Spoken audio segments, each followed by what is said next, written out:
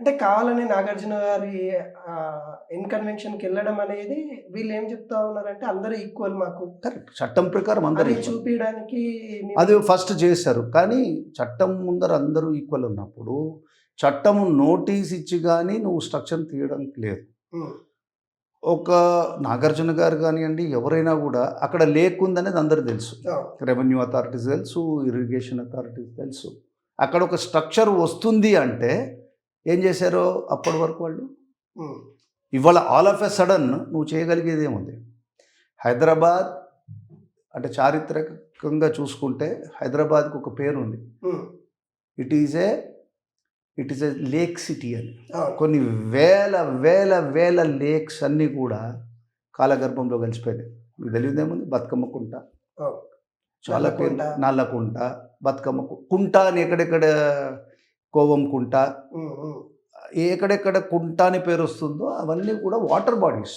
అవును. వాటర్ బాడీస్ని ఎప్పుడైతే real estate companies constructions rise చేస్తున్నప్పుడు హ్మ్.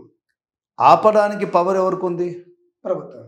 మున్సిపాలిటీకి ఉంది. ఇప్పుడు మీకేమో జీపీఎస్ సిస్టమ్ వచ్చింది. అక్కడ వరకు కొంట ఉంటుంది. హ్మ్. తర్వాత పెద్ద అపార్ట్మెంట్స్ వస్తున్నాయి. అంటే ఎవరు ఫెయిల్యూర్ అది? ఎప్పటి నుంచి జరుగుతుంది? హ్మ్. సో ఫస్ట్ అది లొకేట్ చేయాలి. ఆ తర్వాత హైడ్రా ఏమేం పనులు చేసిందో మనం చూడాలి.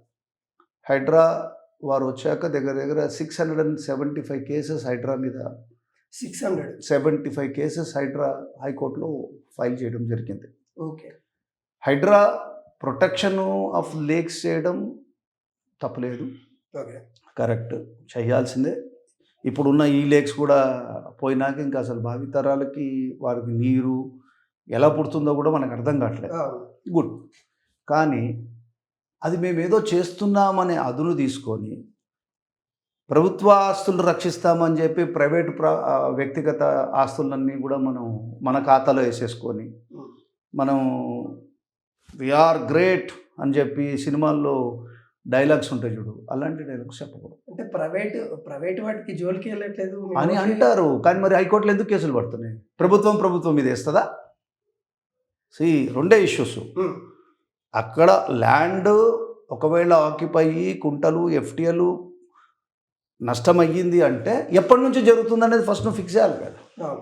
ఫిక్స్ చేసినాక నువ్వేం చేయాలి? అంటే గత ప్రభుత్వ నిర్లక్ష్యం వల్లనే ఇవన్నీ జరిగినాయి కాబట్టి ఓకే, అప్పుడు ఏం చేయాలి? నీకు తెలిసి ఇప్పుడు దొంగ సొమ్ము పోయింది, నీవు కంప్లైంట్ ఇచ్చావు, దొరికింది, అప్పుడు ఏం చేయాలి? నువ్వు మళ్ళీ పోకుండా కాపాడాలి. అంటే పోయిన దాన్ని ఇచ్చేయాలి కదా. అవును. నీ మెయిన్ పర్పస్ ఏంటి? అవును. నువ్వు ఏదైతే వెళ్ళిపోయిందో దాన్ని రెస్టోర్ చెయ్యి.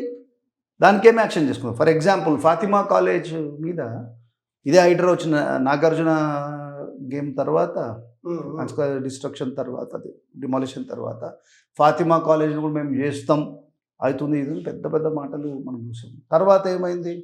ఫాతిమా కాలేజ్కి సంబంధించిన వాళ్ళందరూ కూడా పార్టీ లాయల్టీ చేంజ్ అయినాక దాన్ని అసలు న్యూస్లో రావట్లే.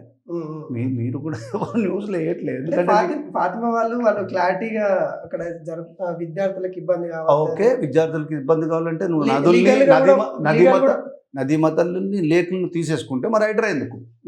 ఆ విద్యార్థులకి సంబంధించింది విద్య పోకూడదు అనుకుంటే నువ్వు అలాంటి విద్యా సంస్థల్లో చదువుకున్నవాడు ఏమి ఉపయోగం? అది లీగల్గా ప్రాసెస్ అయితే కొనసాగుతూ ఉందని చెప్తా ఉన్నా. ఏం కొనసాగుతుంది? ఎన్కన్వెన్షన్లో ఉన్న స్పీడ్ ఇక్కడ ఎందుకు కనపడలే? ఎన్కన్వెన్షన్ ఎప్పటి నుండో నోటీసులు పోయిన ప్రభుత్వం కూడా ఇచ్చింది. మేము కూడా చెప్పడాలు అవన్నీ ఉండదు. Anything it is due process of law. Right, ఎవరైనా ప్రాపర్టీ ఉందనుకోండి, ఎవరైనా ప్రాపర్టీని నువ్వు తీసుకోవాలంటే రైట్ టు ప్రాపర్టీ అయితే లేదు, రాజ్యాంగ హక్కు కాదు, అది తీసేశారు. రాజ్యాంగ హక్కు ఇంతకుముందు ఉండేది, పార్ట్ 3 ఆఫ్ ది కాన్స్టిట్యూషన్లో, అది తీసేసి 300A అనేది అమెండ్మెంట్ తీసుకుని వచ్చారు. అంటే ప్రొసీజర్ ఎస్టాబ్లిష్డ్ బై లా చేయకుండా ఏ ప్రభుత్వం కానీ ప్రైవేట్ ప్రాపర్టీని తీసుకోకూడదు. ప్రభుత్వ ఆస్తుల్ని తీసుకోవడం రైట్. ఓకే. మరి ట్రెస్పాసర్ అక్కడ వచ్చేసాడు.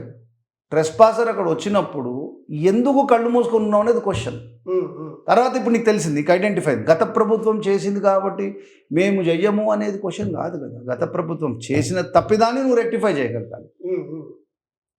ఏమంటుంది సుప్రీంకోర్టు? ఒకవేళ ఎవడన్నా తప్పుడు పని చేస్తే వాడికి పర్మిషన్స్ ఉన్నా, బ్యాంక్ లోన్లు ఉన్నా, బోనఫైడ్ పర్చేజర్ అని లేదు, మీరు డిమాలిష్ చేయండి అంటుంది. లా ఆఫ్ ది ల్యాండ్ అంటే సుప్రీంకోర్టు ఏదైతే లా డిక్లేర్ చేస్తుందో ఆర్టికల్ 141 మీద ప్రొవిజన్ కింద it is binding on all authorities. So నువ్వు అంటే నీకు ఎప్పుడైతే నువ్వు ఎగ్జిస్టెన్స్లోకి వచ్చావో అప్పటి నుంచి హైడ్రా రూల్ అని కాదు. మరి అప్పుడున్న జిహెచ్ఎంసీ పోని ఆ టైం లోపల హైడ్రాకి ఆ పవర్ లేదు from the date of notification ముందర అంటే నీ intention is to really to protect the government lakes కానీ ఇవన్నీ అన్నారు అనుకోండి, అప్పుడు ఆ ప్రొవిజన్స్ ఏవైతే ఉన్నాయో అది నువ్వు ఎంప్లాయ్ చేసి సిన్సియారిటీ